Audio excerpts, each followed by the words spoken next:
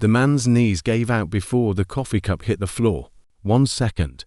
He was standing at the far end of platform 3, Manchester Piccadilly, dressed in an expensive charcoal coat, silver cufflinks catching the station lights, and a phone pressed against his ear.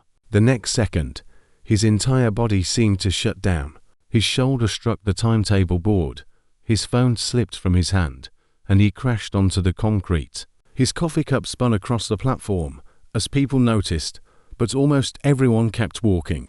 12-year-old Blessing Okafor noticed too. She had been sitting nearby, clutching her school bag and checking the departure board, because she had only 13 minutes before the 9:47 p.m. last train to London. She desperately needed that train, because at 9 the following morning she had an interview for the Elmsworth Academic Foundation Scholarship, an opportunity that could completely change her future.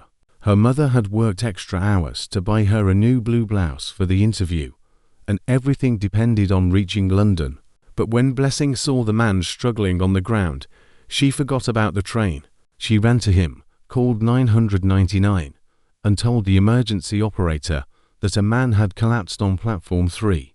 The operator instructed her to stay with him until the ambulance arrived. Blessing looked at the departure board. 9:34 p.m. 13 minutes remained. She looked at her ticket, then at the stranger. Her future was waiting for her on that train, but the man's life was slipping away in front of her. She slowly folded the ticket and put it back into her pocket. Then she sat beside him and placed her hand gently against his chest. "Help is coming," she whispered. "You just have to stay with me." The man's eyes found hers. Blessing began talking to him about her school, her mother, her small apartment in Stockport, her grandmother Cecilia, and the dream she had of becoming a surgeon. At 9:47, the final train arrived. The doors opened, passengers boarded, and then the doors closed. The train pulled away from platform 3.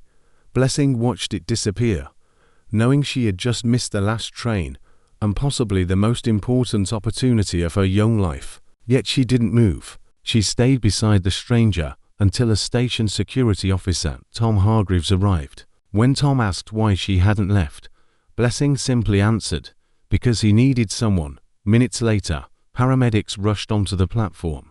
They examined the man and immediately realized the situation was serious. Claire, one of the paramedics, asked Blessing how long she had been with him and whether he had responded to her. "He squeezed my hand," she explained. Claire looked at her partner and said, "She's done well." The man was placed inside the ambulance, and Blessing climbed in too.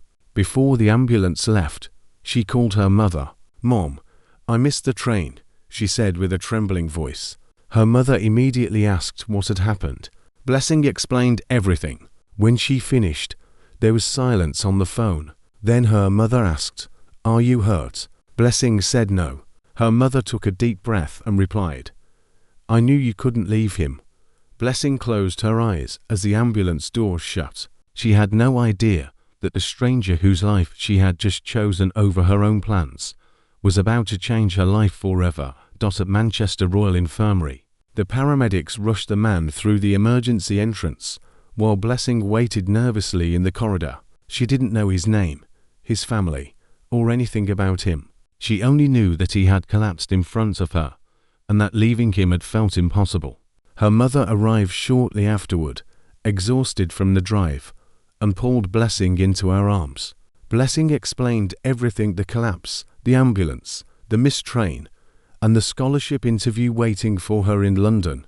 Her mother was disappointed about the missed opportunity, but she never blamed her daughter. "Sometimes doing the right thing costs something," she told her. Shortly after 11, Dr. Callum Finch entered the waiting room and told Blessing that her actions had mattered. The man had suffered a serious heart attack, but because Blessing had kept him conscious and talking until the paramedics arrived, they had been able to treat him in time. Then the doctor told her something unexpected. The man had been asking for her. Blessing entered his room and saw him lying beneath white sheets, surrounded by monitors. The powerful-looking stranger from the railway platform appeared weak and vulnerable. When he opened his eyes, he recognized her. "I'm Blessing," she whispered. He struggled to speak. Thank ... double quotes. She gently held his hand and told him he didn't need to talk. I'm glad you're still here. A faint smile appeared on his face. Thank you, he whispered. Blessing stayed beside him for several minutes before the nurse asked her to leave. Outside the room, Dr. Finch told her that the man's heart rate had actually settled while she was there. Blessing didn't know what to say. She simply returned to her mother. Then, around 4 in the morning, several people entered the waiting room. A perfectly dressed woman approached Blessing and introduced herself as Patricia Alderton, the wife of the man from Platform 3. Patricia's eyes filled with tears as she thanked Blessing for staying with him. Then she asked if Blessing knew who he was. Blessing shook her head. Patricia finally revealed his name, Gerald Hartwell Cross. Blessing recognized it immediately. Gerald Cross was one of Britain's most successful billionaires, a powerful businessman whose foundation supported hospitals, schools, community projects, and scholarships. But the biggest shock came when Patricia revealed that Gerald's family foundation was connected to the Elmsworth Academic Foundation, the exact scholarship Blessing had been traveling to London to interview for. Blessing stared at Patricia in disbelief. The man she had saved was connected to the very opportunity she had sacrificed to protect. When Gerald was finally strong enough to speak, he asked to see Blessing. He looked at her and asked, "You missed your interview?" Blessing nodded. "For me." She shook her head. "Not for you. For a stranger." Gerald smiled weakly. "For a stranger." Blessing nodded. He asked why she had stayed when she knew she might lose the scholarship. Her answer was simple. Because you needed somebody. Gerald became silent. He had spent his entire life surrounded by powerful people, but a 12-year-old girl with a cracked phone had given him something money could never buy: time. Gerald wanted to know everything about Blessing. He asked about her family, her school, and her dreams. When she told him she wanted to become a surgeon, he asked why. Blessing thought carefully before answering, "Because surgery is the most precise form of help. You don't just manage the problem, you fix the actual thing." Gerald smiled, because her answer reminded him of what she had done for him on Platform 3. Then he asked the question that mattered most: "Why did you stay?" Blessing looked at him and answered, "Because you needed someone." Gerald understood that she had never stayed because she expected money or recognition. She had stayed because a human being was in trouble. Gerald contacted the Elmsworth Foundation and arranged for a Blessing's interview to be rescheduled, but he made one thing very clear: he would not buy her scholarship or allow her kindness to become a reward. He simply wanted to make sure that missing the train did not destroy an opportunity she had earned through years of hard work. The following Thursday, Blessing walked into the scholarship interview wearing the same blue blouse her mother had bought for her. 3 interviewers sat across from her. They knew about the incident at the railway station, but they didn't ask her to talk about Gerald. They wanted to know who Blessing really was. One interviewer asked her about a difficult decision she had made. Blessing thought about Platform 3 and explained that sometimes you have to choose between something important to you and helping someone who needs you. When asked why she chose to help, she said, "Because sometimes the choice tells you who you really are." The interview continued. They asked about education, medicine, her family, and her future. Blessing answered honestly. She didn't mention Gerald's wealth or influence. She didn't try to make herself sound extraordinary. She simply talked about her dream of becoming a doctor and helping people whose lives had been changed by circumstances beyond their control. 3 days later, Blessing received the news that she had won the scholarship. Her mother cried when she heard the news, and Blessing cried too. But Gerald decided to do something much bigger than helping one girl. Through his family foundation, he created a medical scholarship program for students from low-income families.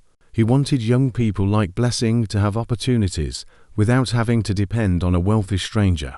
Blessing herself was not included in the new program because Gerald insisted that her education should remain based on her own achievement. 6 months later, she received a handwritten letter from him. He wrote that she had reminded him that even the richest person in the world could become helpless in a single moment, and that sometimes the greatest gift another person could give was simply staying. At the end of the letter, Gerald wrote, "Go and be a surgeon. The world needs you." Blessing kept the letter beside the photograph of her grandmother Cecilia. She didn't know it yet, but that sentence would stay with her for the rest of her life. Years passed, and Gerald made a full recovery. But the experience on Platform 3 changed him. He began spending more time with young people, attending community events, and supporting educational programs that he had previously overlooked. His foundation expanded its work, especially for students who came from families with limited financial resources. Whenever Gerald spoke about the changes in his life, he never talked about being saved by a 12-year-old as if it was some grand business story. He talked about being reminded that people mattered more than schedules, money, and status. Meanwhile, Blessing began her journey through medical school. It was not easy. There were exhausting nights, difficult exams, moments when she doubted herself, and times when the pressure felt overwhelming. But whenever she thought about giving up, she remembered that cold night at Manchester Piccadilly and the letter Gerald had written to her. She remembered the words, "Go and be a surgeon. The world needs you." Eventually, she graduated and continued her training. At 31, Blessing qualified as a cardiothoracic surgeon. When Gerald heard the news, he smiled and said, "Of course she did." On the day of her qualification, Blessing's mother stood proudly beside her. Gerald and Patricia were there too. After the ceremony, Blessing and Gerald spoke privately. She told him that she still thought about the night she had missed the last train. Gerald admitted that he thought about it too. Blessing asked him what he believed would have happened if she had caught the train. Gerald looked at her and said, "Then I probably wouldn't be standing here." Blessing smiled. "And I might not be a surgeon." Gerald became serious and told her what he had learned that night. "We spend our lives thinking time belongs to us," he said. "It doesn't. Time is something we're given." He explained that the most important moment in a person's life could be the moment they almost walked past because they were too busy thinking about where they were going. Blessing understood exactly what he meant. She hadn't saved Gerald because he was a billionaire. She hadn't known his identity. She hadn't expected anything in return.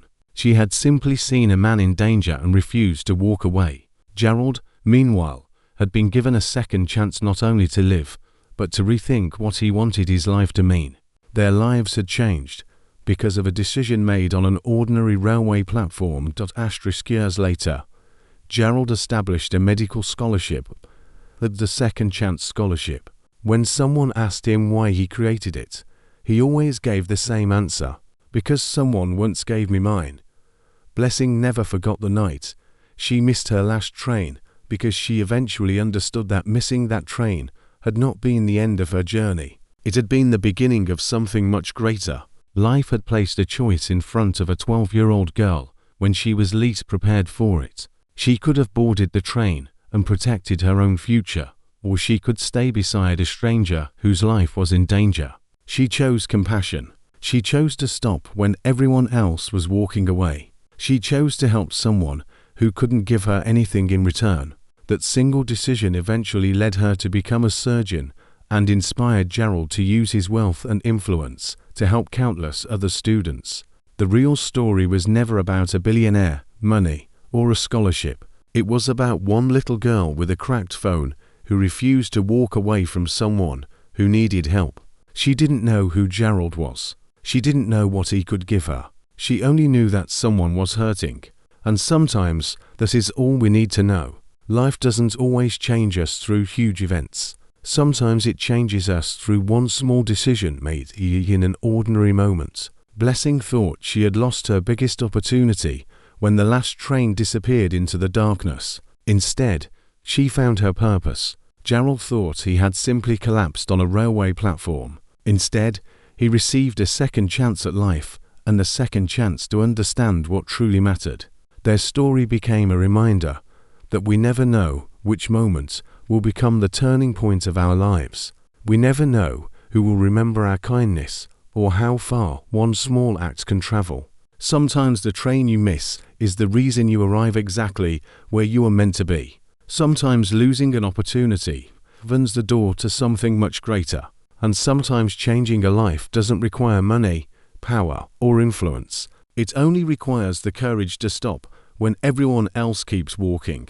Blessing stopped. She stayed. She helped. And years later, the world was better because she did. If this story touched your heart, don't forget to like the video, subscribe to the channel, turn on the notification bell, and share this story with someone who needs a reminder that one act of kindness can change a life. And tell us in the comments, if you were Blessing, would you have stayed on platform 3 or caught the last train?